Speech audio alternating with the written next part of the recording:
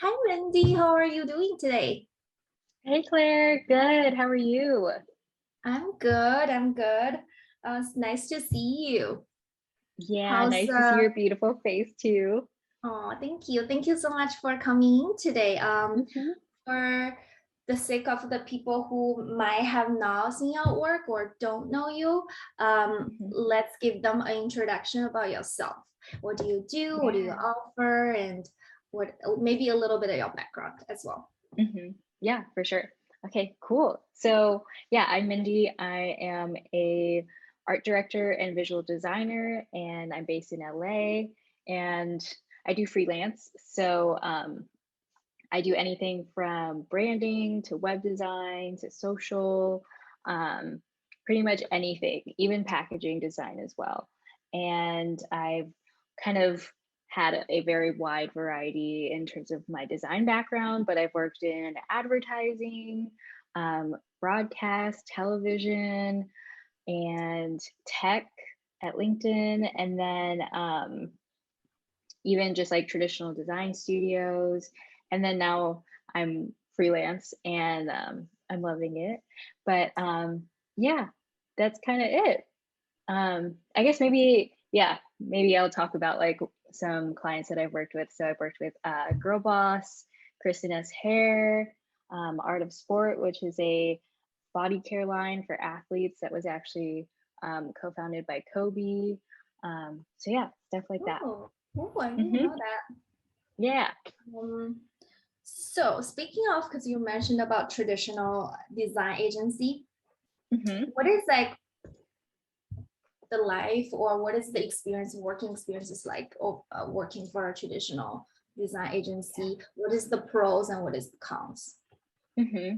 Yeah. So I think with that, I learned so much just about just process and just creative collaboration as well. So being able to work with a creative director and a couple designers, and then also developers, because we did a lot of websites, and just being able to learn from other designers and especially creative directors, that's a huge advantage. And that definitely like put me into a good practice of what good workflow is like, and also just like the practice of presenting work, what are your concepts, and also just like ideating and having reason behind design, not just having, things look pretty, but you know actually asking and getting to the core of what's the brand, what's the mission, what's the goal of the project, and then how is your design tying to that.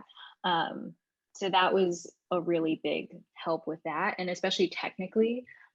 So before working at the design studio that I was at, I had really only dabbled in web design software like Figma or Sketch. So I started off with Sketch at the design studio, and that was just like such a good crash course because, what better way to learn by, actually doing and creating through it.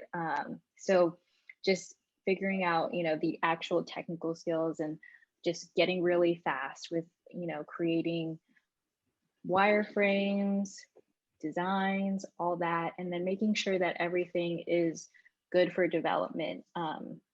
Working with developers, especially, was super helpful with that. Um, and then, yeah, that's, I guess, maybe cons. I think maybe just not being able to learn as much of the business side, maybe because that's all handled by other people. Mm, So with freelance, you're the person that's talking one-on-one with the client, and there's some things that you kind of learn a little bit more when you're able to talk to the client specifically. Because sometimes with design studios, you get briefed on a project, but then you don't necessarily meet the client until you start, presenting work and doing all of that. So that's something that is super helpful about freelance, because then you're able to really guide and collaborate with the client. yeah, totally. It seems like Hmm. it was like a key component or key ingredients of you later on go off as a freelancer. Yeah. All these experiences you learned at the traditional agency was very helpful for you to get Hmm. your head started. That is Yeah. really great to hear. So how do you think, how important it is to learn, say if you work with a website developer, how do Hmm. you think it's important for you to learn a little bit website development or even a little bit of the language? Hmm. Yeah. I mean, I kind of learned it way back in like middle school during the MySpace days. And so I kind of knew a little bit of like HTML from that. I would like create my own like template for my profile. And so I would kind of just like look in, see, and how do I change the color of something? How do I change the spacing and all of that? It's, yeah, it's basically just another language. You're basically telling it's the written language of how to actually visualize something, which is really cool. So I think it's really helpful to just kind of have a general understanding. You don't necessarily need to know anything too advanced, but Mm-hmm. it is always good to know, you know, am I designing something that actually is possible with web Right, development? And especially, you know, is it something that, you know, your developer can even handle within the scope? Because right. sometimes, you know, you don't want to create something that's like so amazing and awesome, and then the developer's like, this is going to take like way too many hours for like, you know, just the about page or something like that. um, so yeah, it's kind of just good to have that general understanding of how much effort goes into something. Yeah, totally. I think Hmm. that's a really good call to, I think for, it's similar for me as a business owner that I don't, like I hire freelancers helping me to do things, but like as more time I'm spending on doing that, realizing, it is very practical for me to learn a little bit of everything. So I know Yeah. how to ask, I know the scope of work, I know what is, how things work. So I do think it's important, even though it's not technically what you are paid for or hired for, it's still necessary to know what other components is part of project in order for you Hmm. and in order for the full picture work really well together, I think. Um, so yeah, Yeah, uh, 100%. let's I think let's start with diving some questions people have. And Yeah, let's Helen do it. said, Mandy, you have such a good vibe, cool vibe. Love your Aw, work. My question is, are there thanks, any Alex. Figma plugins you didn't mention but you love to use? Doesn't have to be Hmm. anything relevant to Yeah. motion, just in general. Oh, okay. Yeah. There's so many. Honestly have like just like a really long list, but I'll kind of go through like maybe like my top probably like 10 or so. So there's one called Able, and this is for just ADA compliancy. So if you don't know what that means, it's um, to just make everything just have enough color contrast so that people with disabilities, like, um, what's the word? Oh my gosh, it like completely left my mind. Colorblind. Right. Yeah. So if you're Yeah. colorblind, then for example, like greens and reds, and just having enough contrast so that everyone can be able to read something is really important, especially because everything is so digital right now. Mhm. And especially with like web design specifically, that's something you really want to pay attention to, because that's actually something that, you know, you can get in trouble with legally. Yes. Um, and even with social design, you know, there's definitely not as much regulation for it, but um, things like having enough color contrast between the text and the background is just something that, you know, you want to be able to have your designs visible to everyone. So that's just something that I think is important. And then there's a plugin called Skudap, and it's basically just like a plugin to just sheer elements like text, for example. So like having things go like this so that it feels more at an angle. Because something like that is really helpful for just creating like something that goes like this.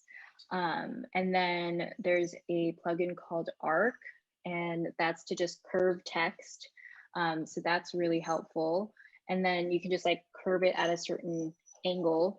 And then there's also two paths. So for example, if you have like a wavy line that you want text to follow, that's really helpful for that. And then Are those two plugins you just said, if without plugins, you won't be able to do that inside of a Figma? Yeah, so you can just do that inside of Figma, because normally I would have brought that from Illustrator and just vectorized it there and then brought it back into Figma. But that way it's just, it can all be done within Figma. Okay. Okay. I did see you have, while you introduced like some the tools in Figma. So I saw like, would it be, I thought it's advanced enough to do like a curved text, but it sounds like it's not really intuitive in that way. You kind of have to. Okay. Okay. I didn't know that. I felt like it was pretty while you were using it. I don't know if you used when you do those curves. I don't know if you actually use the plugin. Were you using the plugins when you in our designs or in Figma? Yeah. So in the course you use some of these plugins you just mentioned. Yeah, I don't think I used two path just because everything for our designs was just like straight text. But yeah, there's probably some that I'm using within here.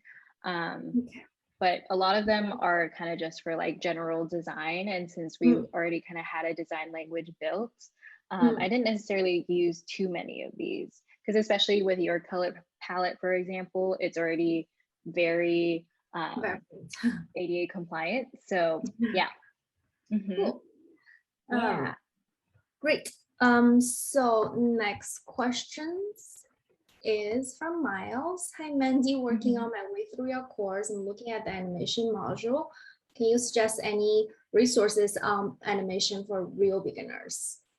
Yeah. Yeah, because animation is such a beast. It could honestly be its own course, and there's so many courses on it out there. And for example, School of Motion is really good, Grayscale Gorilla, and then Motionographer. So those are really good resources to kind of learn the ins and outs of After Effects. And School of Motion was actually created by one of the teachers at my college. So also very cool. Good to know. Next questions. I watched your course also. So I love you mentioned that the smallest text font on Instagram should be 24. And I know you also mentioned that when you create a story, there's a safe zone. So you want to actually put guides there. So the actual content is within the safe zone. You can't go too high or too low. Is there any other tips like that when it comes to design for social media, such as like Instagram or even Pinterest, that you realize is really helpful and that it's different than when you design on a website or packaging in general? Yeah. I think definitely like scale and proportion is something that you want to consider. So things that look good on the computer screen, you always want to actually just send the image to your phone, and just like you can either airdrop it to yourself or text it to yourself. And just like previewing it on the phone is super helpful, because sometimes you'll see text or an element that looks good on your desktop, and then when you look at it on the phone, you're like, ooh, that's really small, or that's way too big. So that's something that's really helpful. And then also just for in feed, if you're using a ratio that's different than, just square crop, for example, like 4:5. So we actually did that for the review, the course testimonials carousel that we did recently. And that one was a 4:5. And so there's a little bit more information and design that goes past the square crop. So you always want to take that into consideration and how that looks on your actual Instagram profile. So you want to make sure that there isn't any like important information that might get cut off, like text or anything like that. So for example, with that one, I just made sure that little details were just kind of at that little zone instead of super important stuff.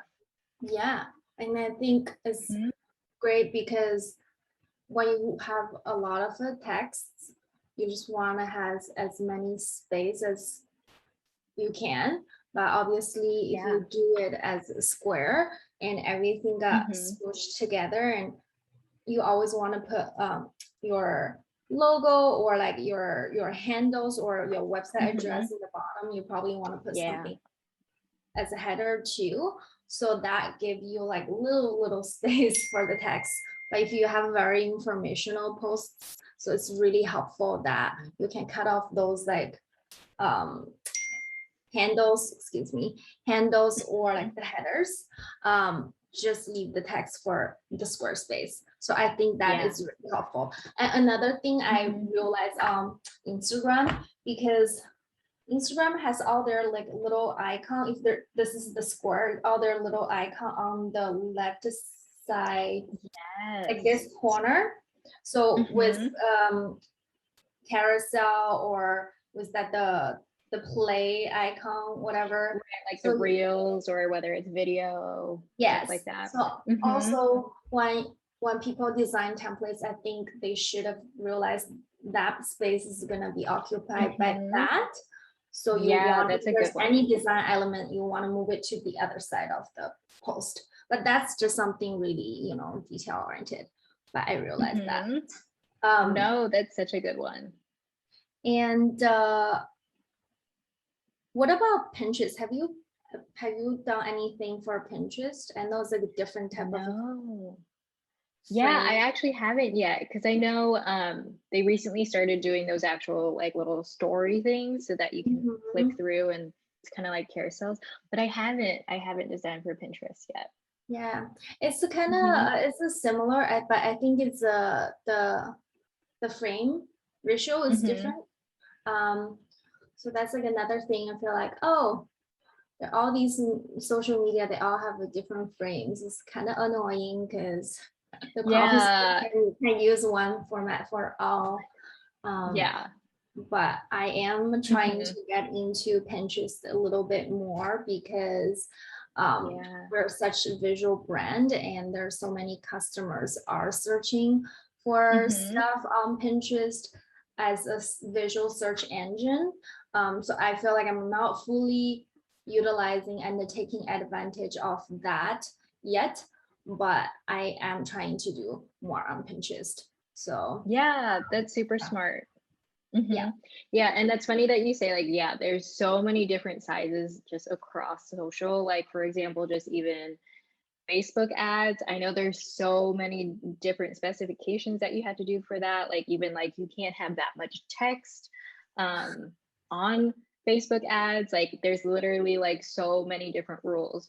And I remember that was something that I faced with LinkedIn. There were a few advertising campaigns that we did for social, and they were just like, it creates so many deliverables once you start really incorporating like Instagram, Twitter, Facebook ads, all that stuff. You end up with like hundreds of different assets just for like one post. It's crazy. Wow. Yeah. Is there any tips on that when it comes, if you have one piece of content and you want to spin to like all different platforms? Do you always have a template for each platform, or like what is like the fastest way or most efficient way to do that when you have so many? I would just start out with making sure that you have artboards like in Figma for each different size. And then make sure if there's anything like safe zones, make sure that you have that already put in. And then we went through that in the course, so you should know how to create the guides for that. And then, yeah, just making sure that you know exactly, okay, here's the general gist of where a lot of the important information is. So usually like one by one is really good to just start off with that and designing for that, and then applying that to all the different ratios that there are. So starting with the square, and then yeah, and then from there, then you can copy paste to other. Yeah. Okay. Yeah, and then usually just having like a vertical ratio, like 1080 by 1920 is obviously really good to have, like for Instagram stories, and then something that's, you know, more horizontal too. So, you know, with if you have a person that's featured in it, you want to make sure, you know, they're not cropped weirdly. Like there's, you know, sometimes there's a lot more information on like the either side of the person, and then you want to make sure that the vertical crop looks good too. Yeah, cool. Do you exclusively using Figma when it comes to client work these days? Honestly, yes. It's the app that I use the most, and it's really just where I present all my work now. So like even if I'm doing logos and I'm working in Illustrator to create those, and you know, I'm doing a lot of intense vector work, I still bring it into Figma and then create my presentations through that, just because I like using their prototype tool. So that's just something that if you make any edits to it, it, you know, changes the presentation live. So you don't have to constantly keep sending different PDFs to someone.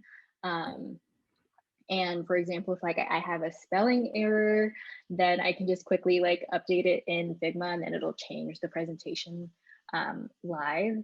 And honestly, it's just way easier for Figma.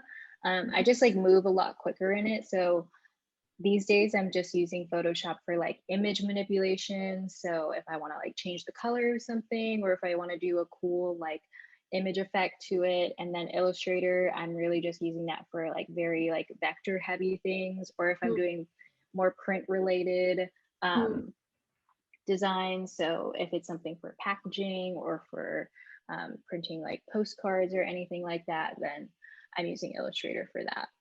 Yeah, I think it makes a lot of sense. That, and I think you said it's called the prototype tool. Yeah. Yeah, I think that is the key. Like I think you mentioned it is sort of like a Google Doc that you can collaboratively working with the client on it without a whole lot of back and forth, emailing. Oh my gosh, yes. Saving and downloading is such a hectic. And imagine how many like files you have to have on your computer working, and it also like probably will, especially I'm super organized. I feel like I was sending the wrong files at some point. Right, because you have like version 1, version 2, you have so many different versions, and then it just gets out of control. So yeah, having Figma with that is so easy. It just has everything in one place.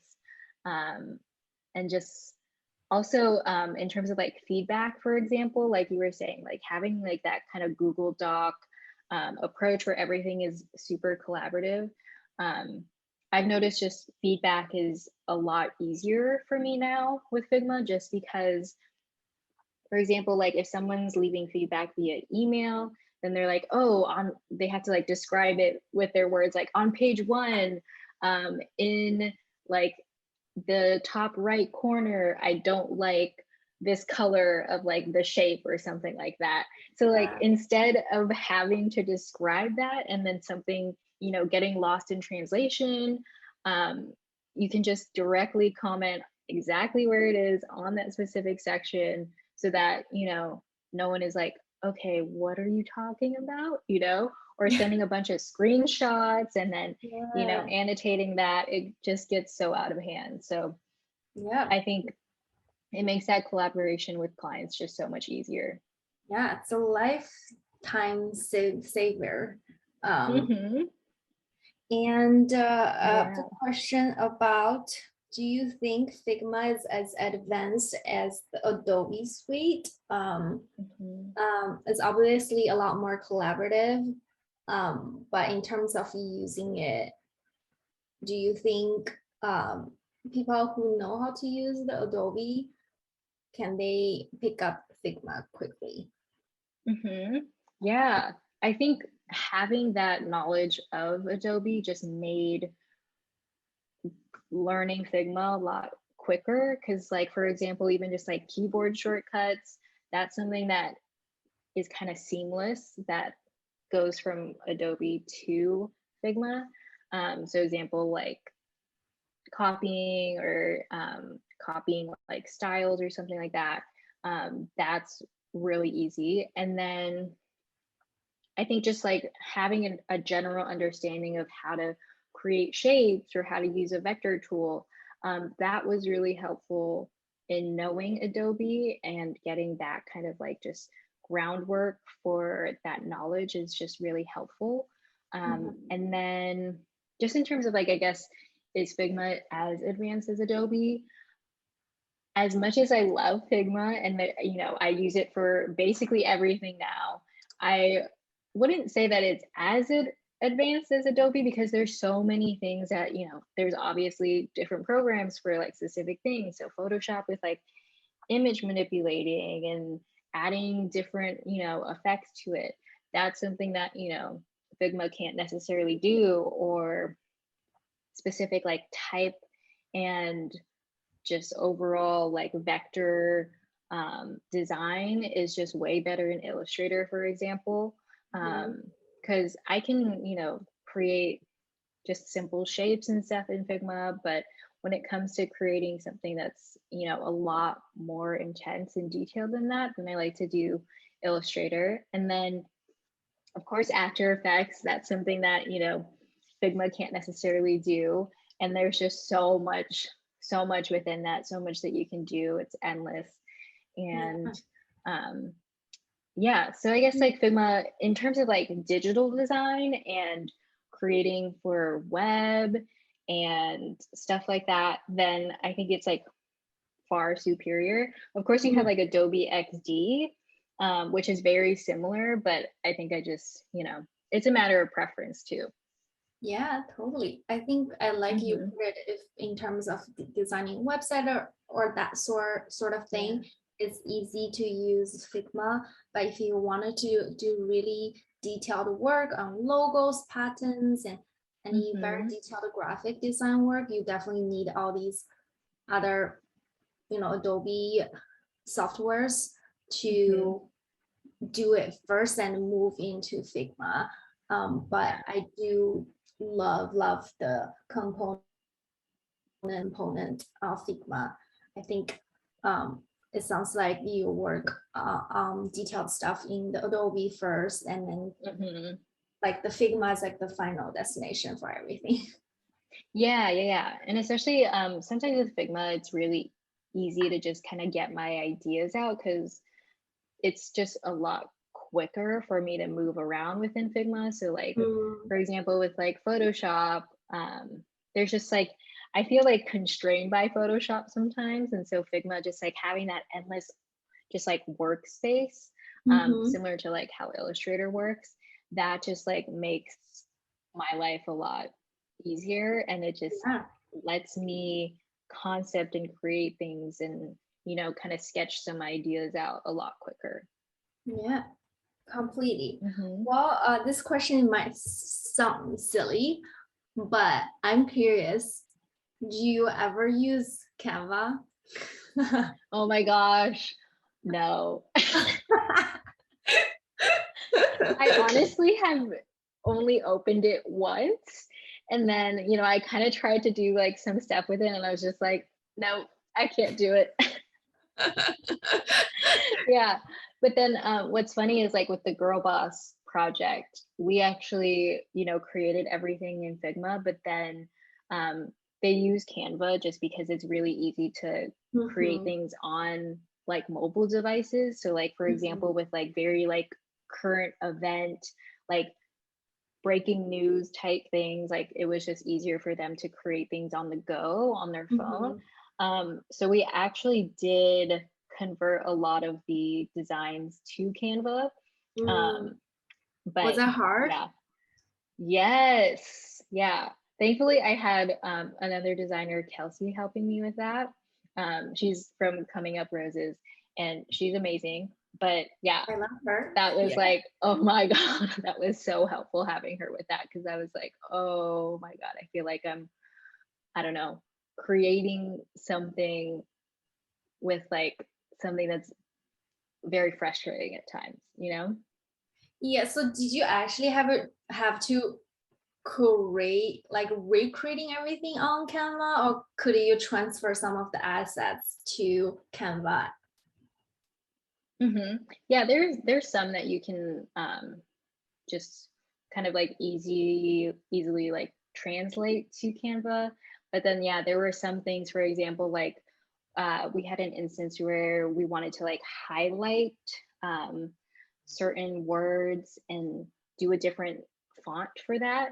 And Canva just doesn't have the possibility to, use different fonts within the same text box. So that was kind of something where we were like, okay, let's just like remove that and keep the same font for everything. So there are just like some things with that, but yeah, there's a lot that can be translated I pretty couldn't easily to tell that. Canva. I think you guys accomplished the really like the impossibles. I couldn't tell that was from Canva at all. Like, Yeah. whenever they post a story or whatever, like this is like so professional looking. I couldn't tell at all was they're using Canva template. So Yeah, such a good I think the job. biggest thing was just like having the overall layout of things, and then the backgrounds and the different shapes too. So just having something like that just be really custom, that just instantly makes, Canva a lot more powerful and, more bespoke looking. Yeah. Can you upload custom shapes on Canva? I think it's just you upload like specific images and then you use Okay, and that. then you use the images. Okay. Yeah, I guess it makes sense. The background is image and you can use the shape as image. Yeah, But the exactly. image is JPEG. Can you upload PNG so it's transparent? Yes, I want to say yes. I don't exactly know like the full extent of it, but I But think yeah, I so. mean you did it. There's a Yeah, way around it if yeah, not. So yeah, but I'm just yeah. curious because I know like a lot of small business owner rather use Canva Yeah. just because it's so much easier to use and you Oh my don't God, really yeah. no learning curves like myself. So Yeah, I'm curious. literally like no hate on Canva. Like it is giving power to a lot of people that, don't necessarily have the time to invest in learning like tools like Figma, for example, or Adobe. So it creates, there's so much of a barrier of knowledge.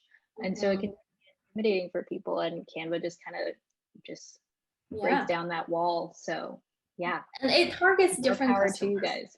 Yeah, but by no Yeah. means, like if you designers still learning Adobe Suite, still learn about Figma. But if you're small business owner, and then Yeah. Canva is good enough for you, and then you don't have to spend time investing all the other tools. Oh my God, Um, yeah. yep. Yeah, because you have more important things like running the business. So, Yeah. creating and learning an entirely new software is like Yeah. low on the priority list. Do any horror stories or like funny stories Oh, when you're designing not on Canva but like just designing on the project, you just realize, oh, like something gone wrong and you have to start it all over, and what can you possibly do now to avoid that same mistake? oh my gosh. I think a lot of it just kind of, yeah. I'm trying to like think about like a specific one. I've been like pretty lucky in terms of like I haven't gone necessarily like too far with a design and then had to, completely change things around. There, of course, it really just kind of comes down to communication with the client, like Mhm. whether it's like a misunderstanding, they were like envisioning something different, or like simply, yeah, someone can just change their mind, and then, you know, it kind of just like fizzles out the project, or um stuff like that. But I think like I don't You necessarily have like a specific well, horror you story. mentioned it is always saving the project. So I guess how often do Yeah. you have to save the project? Like, do you design a little bit and then save? And like, what is like the benchmark for you to save something? Yeah.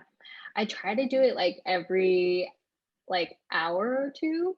Mm, So like Figma, you know, we already talked about like how it just auto saves your work. So like thankfully I don't really have to worry about that anymore. But with Illustrator, if I'm doing, you know, logos or doing something a little bit more intense, and I very like, you know, got in the habit of just saving just like mhm, periodically. mhm, Um, because yeah, there's been a lot of times where like I will have a full work day, and then, you know, I try to do something crazy with like the blending tool in Illustrator, and then you get the spinning rainbow color wheel, mm. and then you're just like, oh no, I know exactly what's going to happen. Illustrator is going to quit. And thankfully, like they have that like auto recovery now, but Mm, there were just some days where, yeah, it just didn't recover. And then you lose the entire day. And yes, you know, you have an idea of what things looked like, but just having that like process of seeing how you actually got there is just so helpful. So, you know, there were so many times where that's happened. But sometimes it can lead to better creative, because sometimes it's just like you get so deep into something, and then when you have like a blank canvas again, you're like, oh, maybe there's like a different way that I can think about it. So sometimes it can be a blessing in disguise, but most of the time it's just like you're just like, oh my gosh, I have to recreate this entire thing. ah. Is there any other Mhm. way besides saving? Can you like simultaneously back up some of the design somewhere else, or have you seen any other designer has done this in the past, Mhm. or it's Mhm. pretty much you just have to save it up all the time? Yeah, just saving, and then yeah, you can back things up with, you know, Google Drive or Dropbox, uploading things to that periodically, and then of course having like a local hard drive to have Mhm. backups to is really helpful. Yeah, cool. Hmm. That's Yeah. very helpful. Um, Yeah. have you had a do you have a suggestion when it comes with, I don't know if you actually use a lot of hard drive. Do you use a lot of hard drives I for only project? have one that I'm, Okay. you know, backing things up to. And then I actually have this digital backup that's called Backblaze. And then therefore The it just back place automatically, yeah, Backblaze. Hmm. and And it it just automatically backs up your entire computer. So for example, like if my computer died right now, then I can just, you know, make sure everything's good. And then once it, you know, restarts, then you can just pull up the same, like everything, settings, your files, all of that is just like you can just put it back onto the computer. So that's that's a really helpful. is that paid software? Yeah. Is it Hmm. expensive? But honestly, it's just like for peace of mind. It's not that expensive for what it is, Mm, um, and it just periodically backs it up like throughout the day. mm, So yeah, okay. Didn't honestly, know very that. worth it. I can Yeah. write that down. Hmm. Like, ah, that's Yeah. helpful. Yeah, because for me, like I have local hard drives, and you know I'll do that periodically, like once a month. I should probably be doing it more, but having like, you know, just like sometimes you just like have to like remind yourself to like plug it in, and, you know, make sure that everything is backed up, and that takes a while for it to do. So yeah, honestly, like having Backblaze just like be online on your computer, just periodically updating it throughout the day is really helpful, especially because I work on a laptop. And so, Mhm. I don't necessarily have like a desktop where everything is hooked up, at the Mhm. same time. So having things on the go, like it's very helpful to have that. Yeah, great, Hmm. great tips on that. So we have Yeah. about like 20 minutes. So I want to Hmm. talk about freelance life Hmm. and what things or tips you have for people who may consider wanted to be freelancers in the future, that Yeah. things you wish you had known Hmm. that you want to share. Man, I guess, yeah, like if coming from a designer's perspective, so, for example, my transition from traditional design studio to freelance, that kind of took place over at least like 2 years, I would say, because I kind of started doing freelance on the side, and started just picking up projects here and there. And then eventually, I enjoyed it so much that it got to a point where I was like, okay, I think, you know, I could go part time, but I don't necessarily want to take like the full plunge and go full time Yeah. freelance. And so thankfully, like the studio that I was at, they were very flexible and super understanding and very supportive. And so I was able to go part time.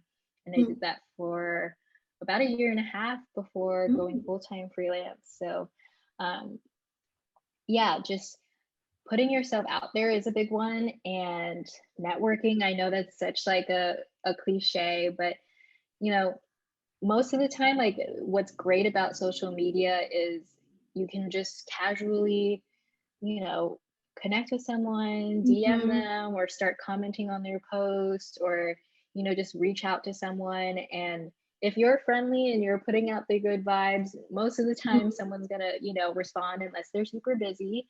But, you might have a new connection or a new, work friend that you can kind of collaborate with or lean on, and help support each other, and ask each other questions about like what's your work process and stuff like that. Having someone like that is super helpful.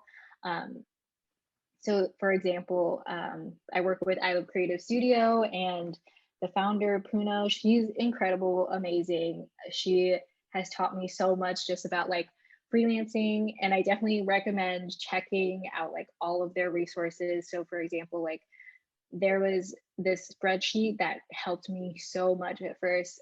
It's the Do the Math spreadsheet from them, and Mm. that was just like such a game changer, because that helped me figure out what my rate was, because it basically just like is a very in-depth spreadsheet, and I don't even know like how she even created it and like the thought process behind it, but it all makes so much sense. And it basically like works backward from how many days do you want to work, how many vacation days do you want, what's your target salary, and then from there it puts out a number of what your hourly rate should be. Because for example, just coming out of school, I lowballed myself so much, and that just would have never been sustainable as a freelancer full time. So Mhm. just getting a better understanding for my target salary, that was very helpful. And then having there's like another uh, function within it, just like it can tell you like how much of a runway that you have. Mm. So like it tells you like kind of like when you need to work next, and like how Mhm. you know just like it helps you like kind of like keep your head above water, so that's really Yeah, helpful. I've heard um I've heard of that spreadsheets. yeah. Oh Yes, my god, so helpful. people download um it or whatever. I don't know how they yeah. do it, but I've heard of it. I don't have it, but now you Hmm. recommend it. Obviously, Yeah, and look it's for it. free, so there's no reason That's not great. to. Yeah. Yeah. Hmm. Yeah. So And then, oh man, there's so many tips, but I think like one of them is just like having a good contract and, mm, protecting yourself. So I kind of started off with like one from Bonsai, like that's a really helpful, just like starting point. But there's a lot of resources online from like other designers like Wayfarer. Abigail, she has a lot of, I think she has like a good article that I looked at, and then that gave me a lot of ideas for what I should include in contract. And then there's also this agency based in San Diego, Hudzpah, and they have a book that's like all about freelancing, and it's just like a very in-depth guide of just, you know, what you need to have, like in terms of like, you know, do you have an LLC or an S corp, stuff like that, like the business stuff that like I was not excited about. Yeah. And like, you know, having a W-9 and like what are 1099s, all that. Yeah. That was a very helpful book for me. And I still look back at it sometimes and I'm like, oh my God, like I keep like forgetting that like one thing. And they also touch on contracts in that as well. And then What is that website called? The one. Yeah, so it's Hudzpah Design. So it's HOODZPAH. And the book is called Freelance and Business and Stuff. And, you know, it's literally freelance, business, and stuff. That's so funny. Yeah, it's so good. So much information in that. And things just like processes, like having, you know, a good brief. I talked about that in the course, and just, you know, making sure that you're talking with your client and making sure that they're aware of, you know, what the process is going to be like to work with you, what they're going to get, you know, in terms of like the different checkpoints, how work is going to be presented, what they're going to get at the end of, you know, the project, what deliverables. For example, like with social, like making sure you know what exactly, like what posts are going to be created, what different content buckets, and whether it's, you know, in feed, story, reels, all that. You want to make sure that that's talked about up front, and that way, you know, you're not going through the project and then sometimes, you know, you have scope creep, and, you know, someone asks like, oh, can we do like 3 of these designs instead? And you're like, yeah, that'll be additional, but yes, we can. You know, you got to protect yourself and make sure that, you know, you're not, you know, selling yourself short, basically. Totally. I feel like a lot of females, as they start, they have a tendency of selling themselves short and taking on all the things the client asked, and get themselves really burned out at the beginning. And then they realize, oh God, I have to set up some boundaries. I have to protect my time and myself in order to do this sustainably. So I understand that. Yeah, and that's so much, you know, that's such a good point. Like, you want to be sustainable, you don't want to burn yourself out, you don't want to, you know, overextend yourself. And I know, you know, at first, like especially if you're starting out, you're like, oh, I just want to like have this, you know, be incredible and for the client to be super happy.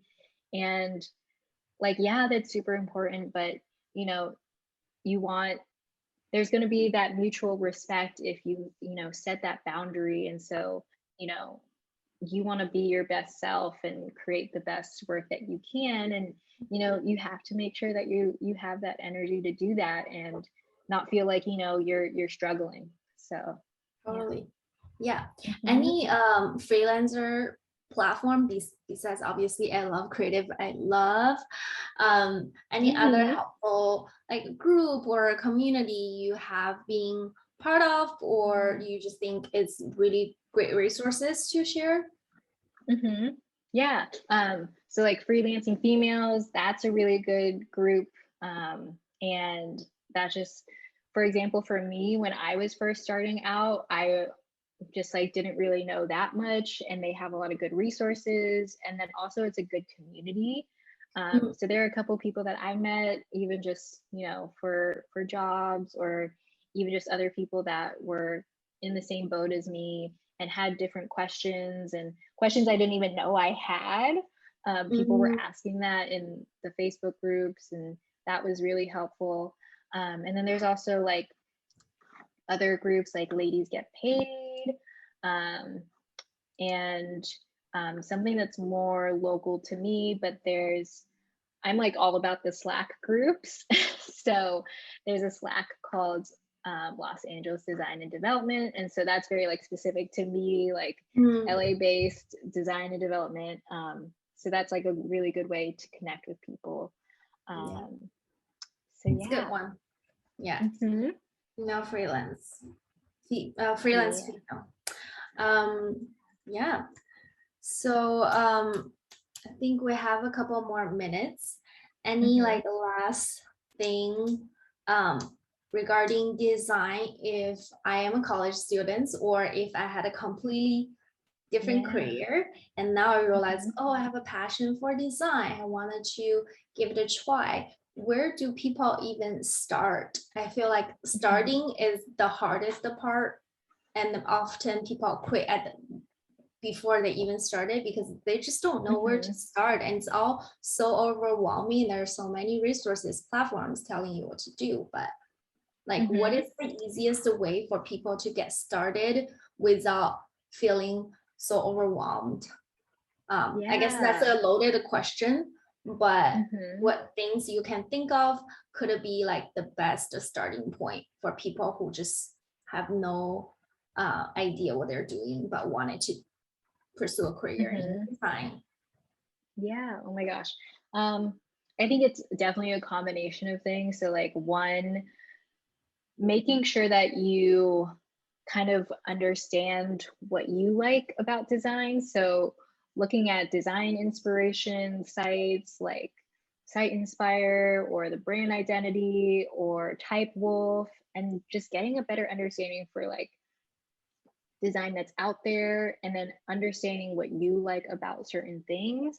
Then you can kind of understand, okay, here are some fonts that I like, here's general color palettes that I like, and just get into like the mindset of like analyzing design and breaking things down by, okay, this logo that they're using is really powerful, or this, the way they have this layout for the website looks amazing. Like, what about it is, grabbing my attention, and understanding that kind of stuff.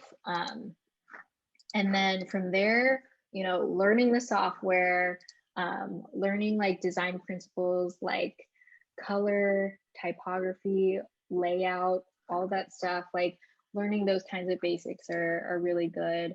I know there's Super High, that they have a lot of courses, or even like Skillshare, stuff like that. There's so many, different resources out there. And I think, it's a matter of maybe finding designers that you like Yeah, and connecting with them, and you yeah. know asking them for tips, or Mhm. asking them for advice, asking them, how did you learn to do XYZ. Yeah, Stuff like that is really helpful, and yeah, just, I yeah, love creating that network and community. totally. I love like where you started off, that you started off of finding your own style, finding what do you like, and then from there, because otherwise there's so many different styles, there's so many Yeah. different people are online teaching or showing their work. You just get like overwhelmed. But I love the idea of starting from what do you like and trying to finding your like starting style. Well, obviously you will evolve eventually, but it's Hmm. always good to know to narrow down that, and from there Hmm. finding like the inspiration resources or the designers you love and admire, and follow their work and do research on Hmm. them and see what software they use, and then from there then you can learn all the things. I think that's such a Yeah. good advice. Hmm. Yeah. And then also, this is a really good practice. Um, if you find a design that you really like, or a really cool like image effect or something like that, there's really like no better way to learn by like trying to replicate it and figure out, okay, how did they like go about doing this like grain effect, or what font did they use, or okay, they're using like a rounded button instead of like a square button. So like making sure that you're aware of like, okay, these are probably why this designer made these choices. And then you kind of get into that mindset of how to think like a designer, because you're trying to kind of like replicate what they did. And then of course, make sure that you're not bringing any of that into your own design work and copying someone. You want to make sure that your design is unique, of course, but that's always an exercise that's really helpful for me, just being like, okay, how did someone do that, and how can I create something similar to that? Yeah, totally. I think it's learning. It's easy for me when I obviously I didn't really do much of graphic design or design in general, but it's easier for me to take a pic of how their work process, and then I learn their train of thoughts, how they're getting certain idea come across into the deliverables, and then not necessarily copying their style, what exactly steps they do, what they do, but it's just more so of like, how did they get from A to B, and I want to learn that process, and then I want and I will implementing my own style and my own opinion on it. Exactly. So, yeah, I really appreciate Thank you, Claire. time. Yeah, of course, anytime.